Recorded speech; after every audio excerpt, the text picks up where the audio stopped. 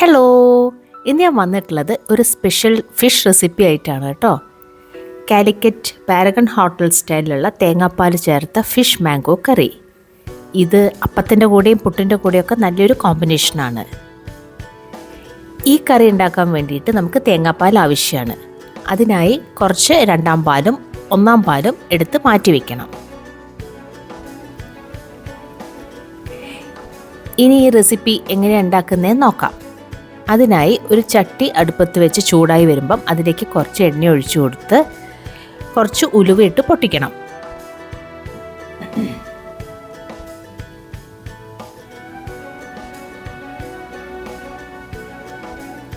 ഉലുവ പൊട്ടിക്കഴിയുമ്പം അതിലേക്ക് കുറച്ച് അരിഞ്ഞു വെച്ചിരിക്കുന്ന ഇഞ്ചിയും വെളുത്തുള്ളിയും ചേർത്തൊന്ന് മൂപ്പിച്ചെടുക്കണം.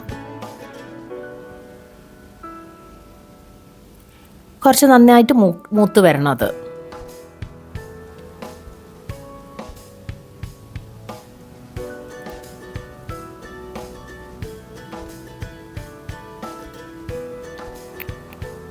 അതിലേക്ക് അരിഞ്ഞു വെച്ചിരിക്കുന്ന ഒരു സവാള കൂടി ചേർത്ത് കൊടുക്കുക. ചെറിയുള്ളി ആണെങ്കിൽ അതാ ടേസ്റ്റ്. എൻ്റെ കയ്യിൽ ചെറിയുള്ളി ഉണ്ടായിരുന്നില്ല, അതുകൊണ്ടാണ് സവാള ചേർത്തത്.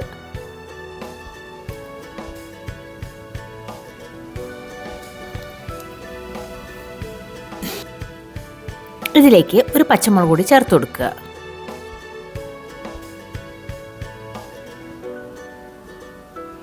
ഇനി നമുക്ക് പൊടികൾ കുറേശ്ശെയായിട്ട് ചേർത്ത് കൊടുക്കണം. കുറച്ച് മഞ്ഞൾപ്പൊടി, കുറച്ച് മുളക് പൊടി, അത് ചേർത്ത് നന്നായിട്ടൊന്ന് മൂപ്പിച്ചെടുക്കണം. ഈ സമയത്ത് നമ്മുടെ ഗ്യാസിൻ്റെ ഫ്ലെയിം നന്നായിട്ട് കുറച്ച് വെക്കണം. പറ്റുമെങ്കിൽ ഓഫ് ചെയ്താലും കുഴപ്പമില്ല, കാരണം ചട്ടീൻ്റെ ചൂടിൽ തന്നെ അത് മൂത്തോളും. അത്ര മൂത്താൽ മതി. പൊടികൾ കരിഞ്ഞു പോകാതെ ഒന്ന് മൂപ്പിച്ചെടുക്കുക. അതിനുശേഷം അതിലേക്ക് തക്കാളി ചേർത്ത് കൊടുക്കുക.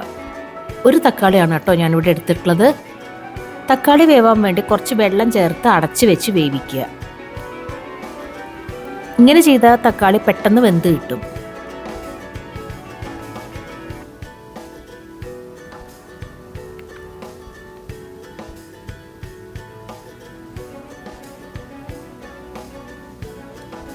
കണ്ടോ, നമ്മുടെ തക്കാളി എന്ത് നന്നായിട്ട് വെന്ത് വന്നിട്ടുണ്ട്.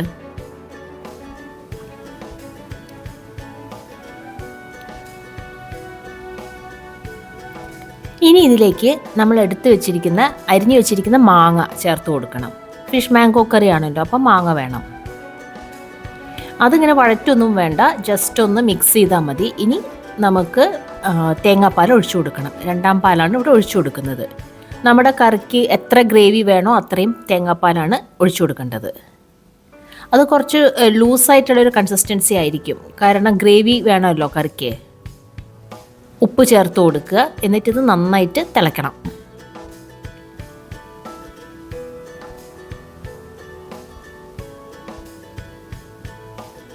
നന്നായി തിളച്ച് വന്നിട്ടുണ്ട് കറി.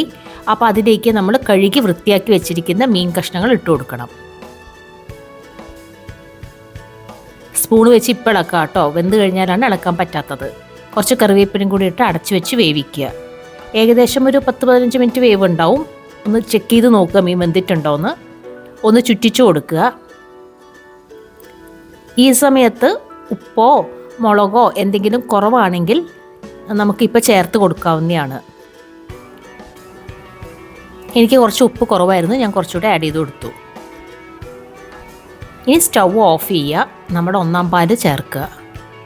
ഒന്നാം പാൽ ഒഴിച്ചു കഴിഞ്ഞാൽ അധികം തിളയ്ക്കാൻ പാടില്ല, അതുകൊണ്ടാണ് സ്റ്റൗ ഓഫ് ചെയ്തത്. ചട്ടീൻ്റെ ചൂടിൽ തന്നെ അത് വെന്തോളും. കുറച്ച് കറിവേപ്പിലയും കൂടെ ചേർത്ത് കൊടുത്തു. വീണ്ടും ഒന്ന് ചുറ്റിച്ചു കൊടുത്തു.